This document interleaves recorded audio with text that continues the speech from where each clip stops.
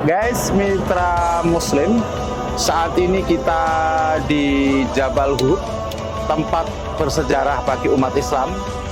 Pada tahun 3 Hijriah terjadi sebuah peperangan yang sangat dahsyat di Jabal Uhud di sana. Di sini tempat peperangannya.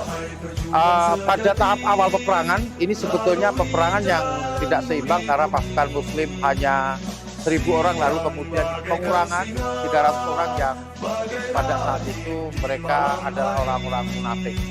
Di dalam peperangan sebetulnya awal dari peperangan Uhud itu dimenangkan oleh umat Islam. Lalu Rasulullah karena juga ahli strategi perang, beliau menempatkan di atas bukit sana itu 50 pasukan pemanah yang sangat hebat. Tapi dengan pesan, jangan kau turun dari bukit itu atau dari bukit itu sebelum ada perintah dariku. Nah, akhirnya berkecamuklah tahap awal perang itu dan umat Islam pada saat itu mendapatkan kemenangan. Dan dilihat di sekitar sini yang namanya ghanimah, harta rampasan perang itu berserakan kemana-mana. Nah, melihat ghanimah yang banyak, maka pasukan pemanah yang 50 orang yang ada di atas itu, mereka turun ke bawah yang 40 orang, sehingga berkuranglah pasukan pemanah yang ada di bukit itu. Pada saat itu Khalid bin Walid yang belum masuk Islam tahu bahwa meskipun dalam kondisi kalah orang Quraisy, maka pasukan Khalid bin Walid yang terdiri dari pasukan kavaleri yang jumlahnya 200 orang.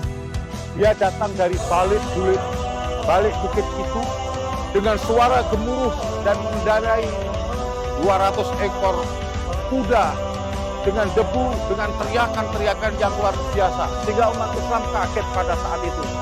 Terjadilah pertempuran yang tidak seimbang dan akhirnya umat Islam terdesak, bahkan baginda Nabi itu terluka.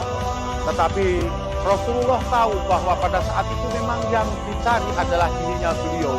Maka beliau teriak, aku Muhammad ada di sini, aku Muhammad ada di sini, untuk memecah daripada kehinaan itu. Lalu kemudian Rasulullah lari ke gunung di sana untuk kemudian memecah daripada pertahanan ini. Ternyata sebagian pasukan Quraisy mengejar Rasulullah, lalu kemudian secara bergantian para sahabat untuk menutup pintu gua Rasulullah, tapi terus diserang oleh pasukan pemanah sehingga terjadi banyak yang menjadi korban.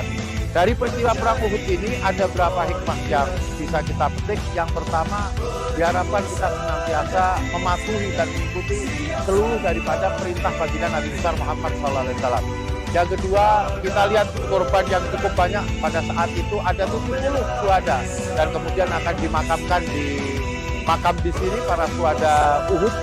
Dan ini memberikan pelajaran bagi kita, itulah pentingnya untuk mengikuti daripada ajaran baginda Nabi besar Muhammad SAW. Wallahu muwaffiq ila aqwamit thoriq. Assalamualaikum warahmatullahi wabarakatuh.